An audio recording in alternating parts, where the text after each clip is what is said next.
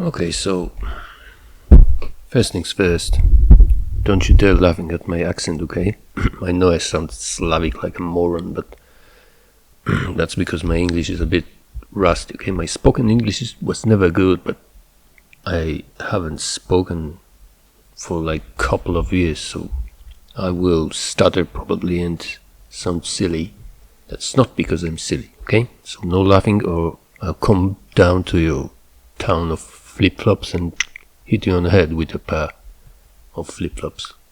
Okay? Alright, so this is the shoot. I showed you a photo from like a couple of days ago, and it's actually this photo, I think. So I was shooting at the same time with analog. These pale ones are analog, and with digital, so you can see how big of a difference there is. I'll show you later how big of a difference there is. So you can also see that there's like, I don't know how many, there's like 30, how many? 39, 38 if you don't count this one, which is a copy of this one. So this, I did 38 photos during this shoot, and it's pretty much my standard number, 30, 40, sometimes more, sometimes less, but never more than 100 photos on one shoot, plus of course the analog. That's one roll, it's actually 9 shots. Some of them are copied over, but there's 9, so 38 of digital and 9 on film. Okay, so that's 47 photos, and that's it. That's my standard number. I used to shoot a lot more. I used to shoot like crazy, thousands of photos, but those days are gone. I now see what I want to see before I press the shutter, so I don't need to destroy my camera like that. Okay, so this is the first photo that I took. It's actually just to test if lighting works, and it didn't work, of course, obviously.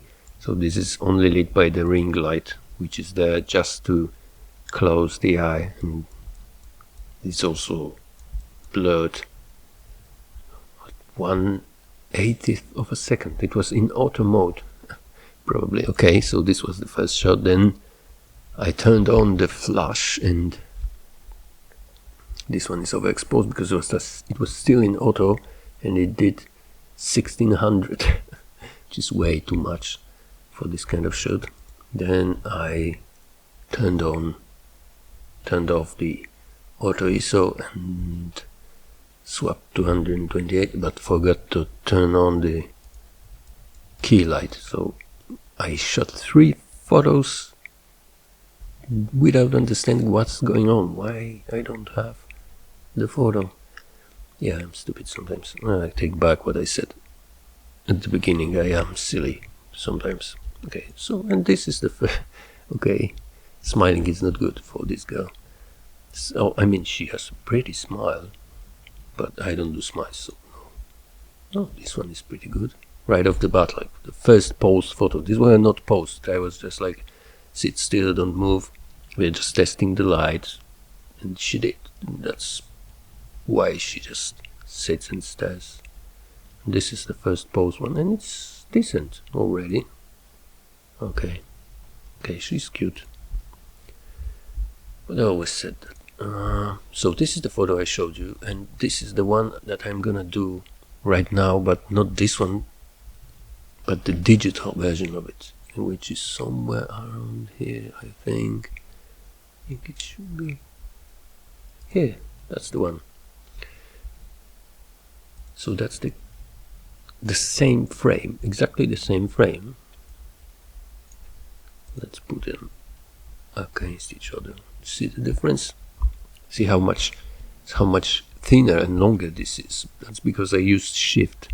Shift is one of the greatest techniques if someone looks round or chubby. She's not chubby, she's not round, she's actually slim, but she has a round face. So if you have someone with a round face, shift is your best friend to make her look cool, make her look slimmer.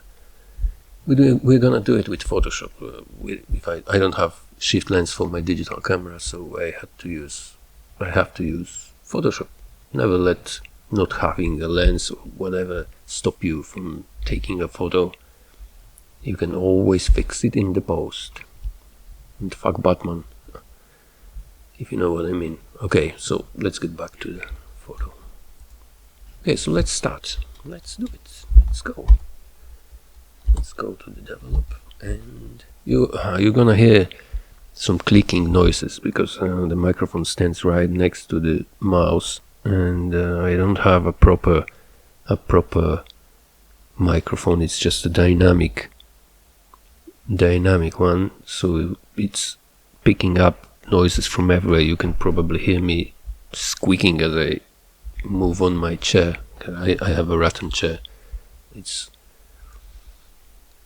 incredibly comfortable but incredibly squeaky, so you're probably gonna hear it, and the mouse clicking and whatever, and the fan noise in the background, because it's hot as hell here.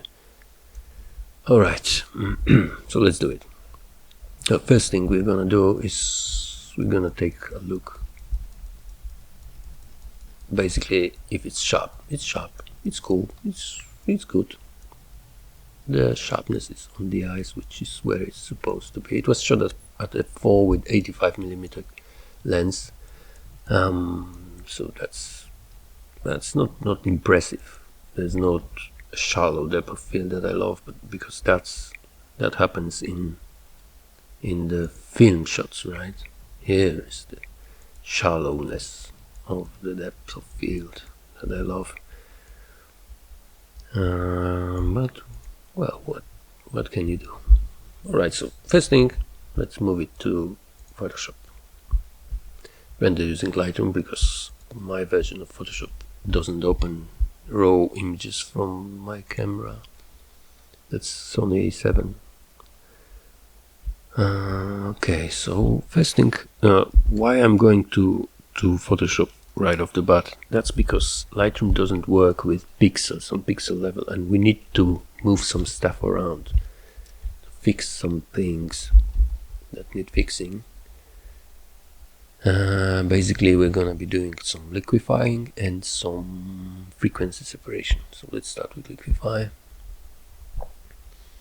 I'm gonna puff her hair because they went a little bit flat. That made this triangle. That's not what I wanted, but I didn't have hair stylist at hand. I would love to work with a real hairstylist. It's so much easier to just puff it with a bit of spray instead of now pushing it around with liquefy, but whatever.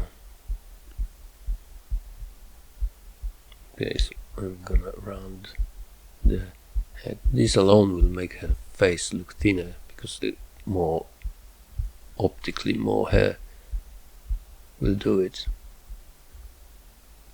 And it's also, she's not straight face on and the nose looks crooked. She isn't crooked, the nose isn't crooked. The light is not straight on also. You can see the shadow is slightly skewed. So we're gonna fix this by slimming her nose a bit here. As you can see, I don't have full levels here. That's like 50 and 19. The brush pressure can't be too high because it will move rapidly. You want to be subtle, move with several tiny moves rather than with just one big swoop. You don't want people to see the effects of liquefy. It has to look natural. Natural means subtle. Okay, so this looks good, head looks good, nose looks good. This, I don't know why this hunch. I don't like it. we're gonna push it around to straighten her back.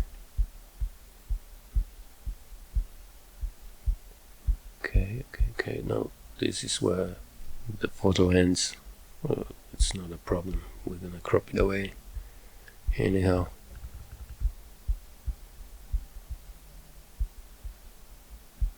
I want to keep this round, the shoulder, and also push in the other shoulder a bit.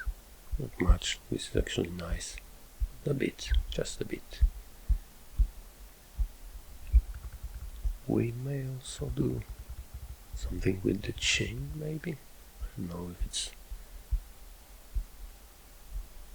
a little bit, just tiny adjustments that are invisible to the person you're shooting. It's important that the person you're shooting doesn't realize you liquefy them.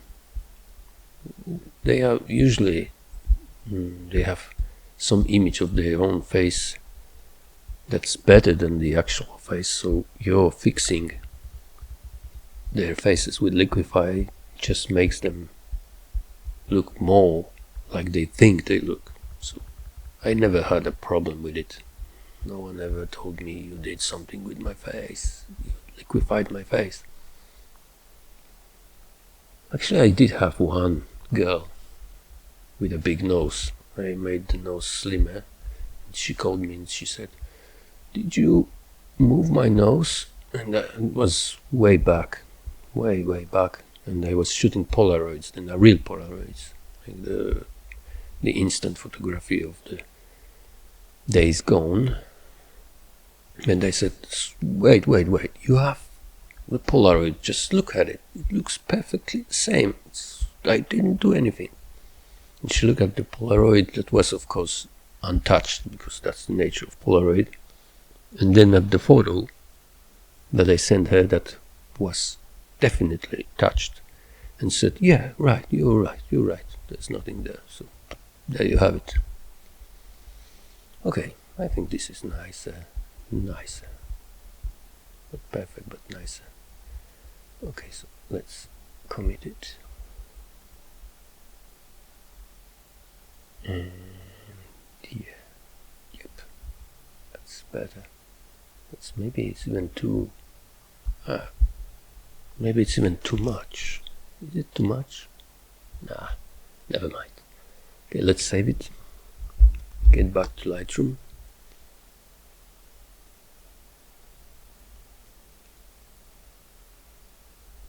Okay. No photo selected, that's because it was changed.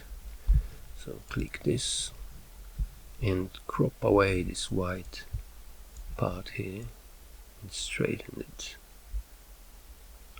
Okay, like this, and like this. Okay, that's already much better. Let me show you. This is reference, this is done. It's like 5 minutes change, like just straightening some shoulder work, some hair, a bit of nose. The change is really big. Okay, so let's get back to it. What now? Let's do the skin, frequency separation. So once again, edit in Photoshop, create another copy. There will be a lot of these copies before we're done with it. This is the way I work. I do copies each time I do some change, so that I can, at any time I can move back to any place. You know what? I'm gonna push those hair back in just a bit. This is a bit too much. It grates my eye. Like this,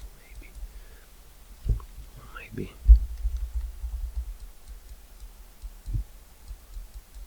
Okay, maybe like this. Okay. Yeah, that's better. Still not perfect, but let's call it done. Okay, so the skin.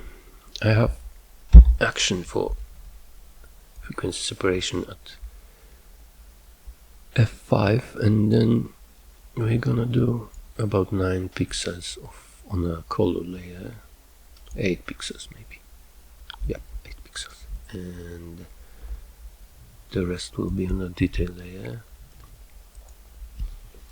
And what I like to do on my color layer is mixing the colors. Mixing colors will make this will make those bigger imperfections vanish, right? Like for example, this little groove here.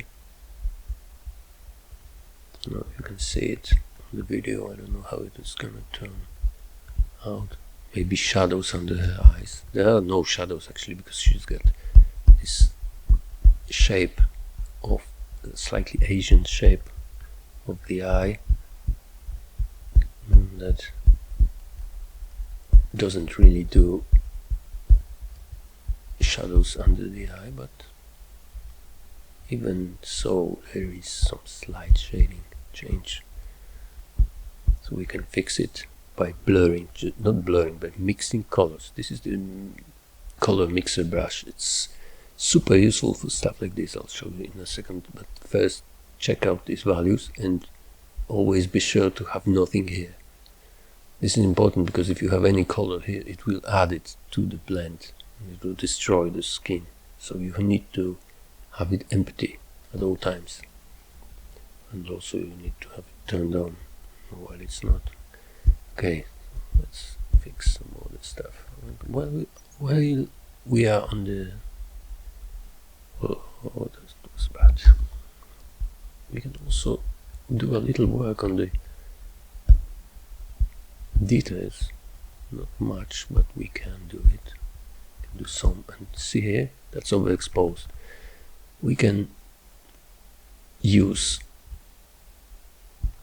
mixer brush to pull in some color from the surrounding areas and remove these overexposed parts. This is a bit dangerous because it makes this area look flat. You don't want the face to look flat. She's got a round face, and if it's gonna look flat, it's gonna be like those African masks that you buy at the flea market that are actually made in China. You don't want your model to look like an African mask made in China.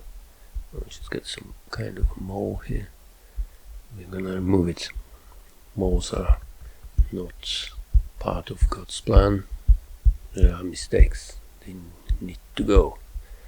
Okay, I'm gonna fix this area slightly. This is dangerous. This really is. It's really easy to ruin the face, and I know that when you're gonna try and do what I'm doing here, you're gonna go overboard because you have a bit of a heavy hand in Photoshop. But what can you do? So probably your next couple of shots will be masks, but never mind, you'll learn. Okay, oh, there's something wrong here. Some flaking skin. Maybe it's bad makeup. I'm gonna fix this on the detail layer, but so long as we are on here, I'm gonna fix this. It's a good trick to straighten the nose and move around this whiter part with mixer brush and make the nose thinner or sharper or wider, whatever you want.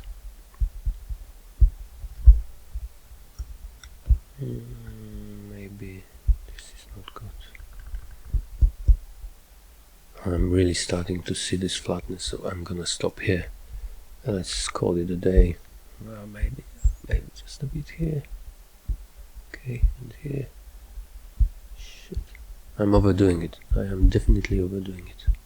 Ah, come on. Alright.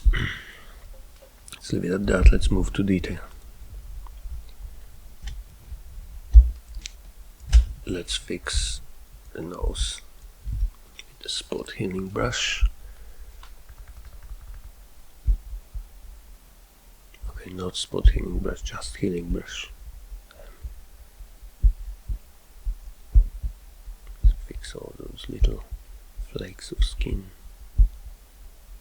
don't look very good. Need to be here. We have no work here, no place for them. It still doesn't look great. It would probably use some solid retouch, but I'm not a retoucher. I'm just doing a fast butcher job.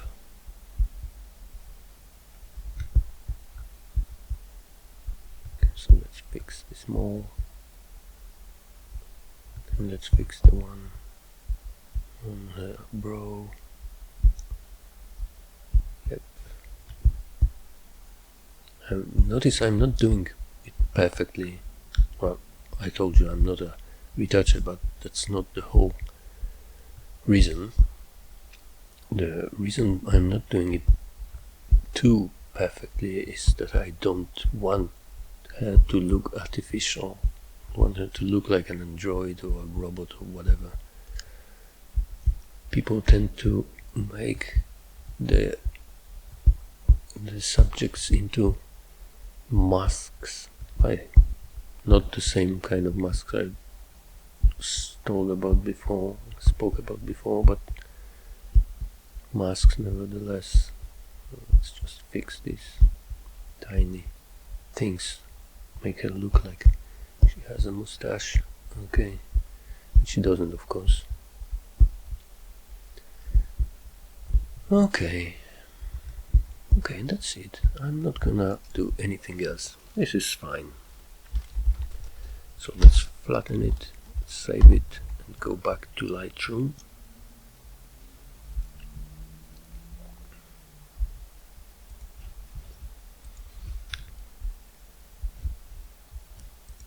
Okay, refresh. Okay, or I did it on the wrong. Did I do it on the wrong one? No, it's the one. Yeah, I don't know why it didn't refresh automatically. Okay, so this is the one we're working on. And it's fine. But it needs to be slimmer. Let's see. This is the original. This is where we are now. And now let's compare it to the film shot. Okay, you can see her face is longer. She looks slimmer. That's because of the shift I was telling you about, and I told you we can't do shift with digital, but what we can do is we can use transform, which is kinda like shift, not perfectly the same, not exactly the same, but you can't get shift in software, but we can at least try. Okay, alright, that's it. -10, that's a bit too much. We want to be at maybe 7. Okay, 7. Yep. Okay, that's better. Yeah, that's much better.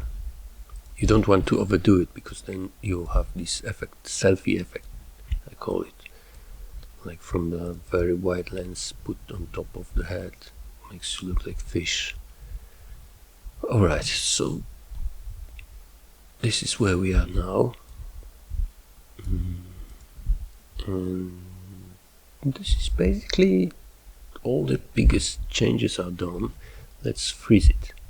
This is the way I use editing in Photoshop for freezing these edits, because right now the transform, for example, is not permanent. It can be undone. I don't want it undone, I want it permanent. Okay, so here is our photo. Maybe we can straighten it a bit more. I guess, yeah. And we're gonna grade it. Okay, so let's start with auto white balance. This is blue. Why is it blue? Because my wall that I use as my background is off-white, it's slightly yellowish, so that when I use white balance and I show Lightroom where is the white part of the image, it takes the yellow as white, And to remove this, it has to add blue. You can see -14 blue. It also has to add green. That's why it looks bluish. We will not leave it as like that, because I don't like cold colors. But for now, this is as neutral as we can go.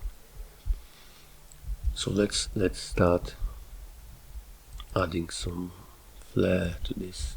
This part is too bright. The right part of the image is too bright, so we can make it a bit darker. Half of a stop should be enough. The parting is too bright, so let's fix that. It's also too pink. That's because this is untanned skin. The sun can't get there, so we will warm it up a bit, just to make it look the same as the rest of the skin, not too much. And pull the highlights down, okay, like this maybe more. Yeah. Okay, this looks fine. Let's use some gradients to add more effect to this. Pull back from the top and some from the bottom, and maybe add a vignette. Vignetting is never passé. Post-crop vignetting. Here you go. Yep, it's good. Let's push the blacks a bit down. Pull the shadows out? No, maybe. Yes. Let's pull the highlights down. I'm just playing with sliders now. Nothing much. Notice this side of your head became darker. That's because of the gradient. So we're gonna have to recover that highlight with +0.5 brush. Not too far. Don't make it like get out here, because that looks unnatural. Delete this. Go back. Bring it in a little bit more. Yeah, maybe even more than, yeah, to make it as bright as this part. Okay, that's fine. And all these frequency separation shenanigans made her face flat. This is what I told you about. This is dangerous. Do not make the faces flat. So you're gonna have to bring some shape into it with exposure correction brush. So we make one on this side and one on this side to give a shape back. And let's do the eyes. You can see there's a shadow here. This is a shadow from this hard light. It's not visible enough. I like this shadow, I love it actually. And I'm gonna make it stand out more by painting over this part. Let's make it 0.6 maybe. Okay, let's look at the whole. Yeah, that's good. So let's make another one here, but a new one separately. Sometimes eyes have different different exposure because of the way the light was posed. But this is okay, so we can, this is a reflection from the reflector, so we can bring it out a bit more. And same here with a new brush. Okay, let's see how it looks. Okay, this looks good, and we can also bring these eyes more out with clarity. Let's say 24, and let's do both eyes. Yep, it's much better. What else? The shadow from the nose is skewed. That's because the light was not placed straight straight along the axis of the face. It was slightly off. You can see it here. It's slightly to the right. So we can fix it in Photoshop. Let's edit in Photoshop. Again, copy.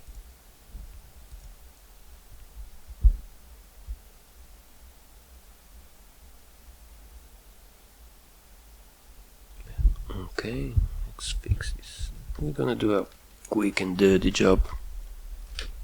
Nobody actually is gonna think about it. See, they will think about it, they will see something was done here, but they never do. Actually, let's pick up some more.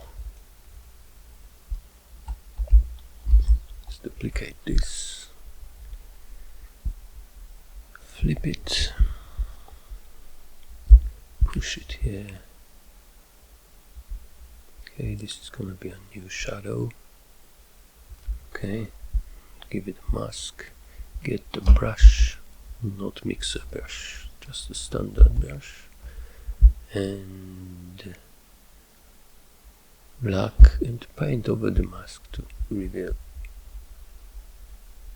the stuff that was underneath.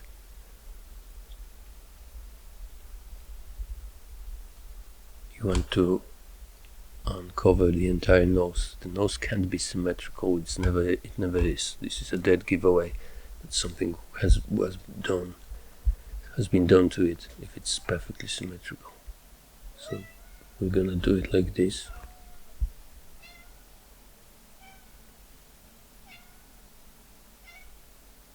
Wait a second. The cat is calling me.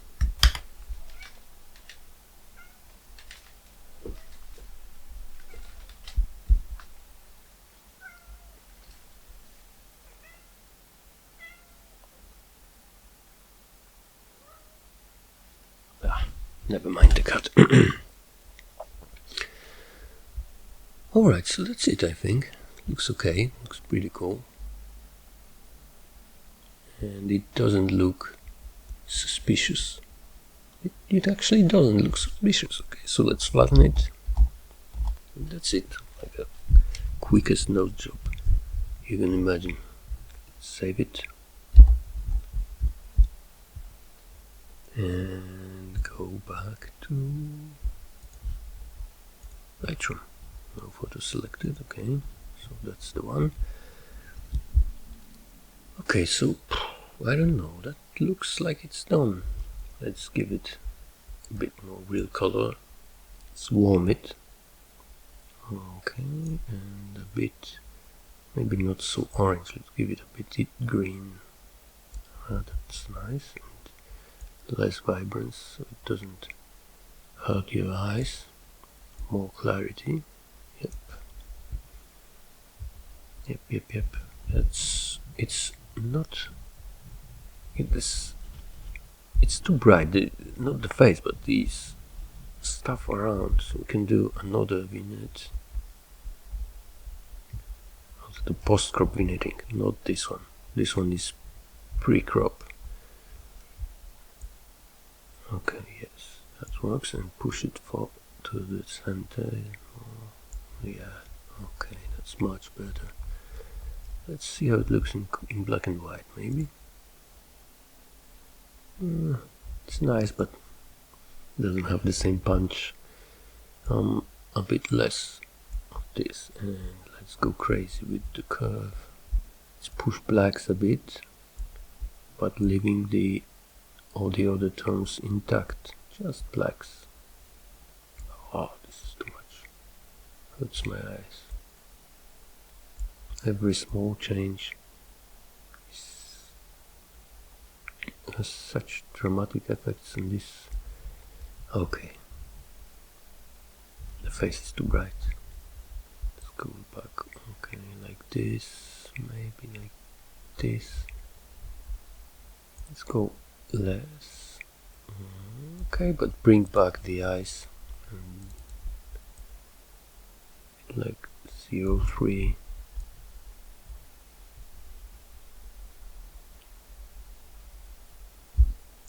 Maybe not nose.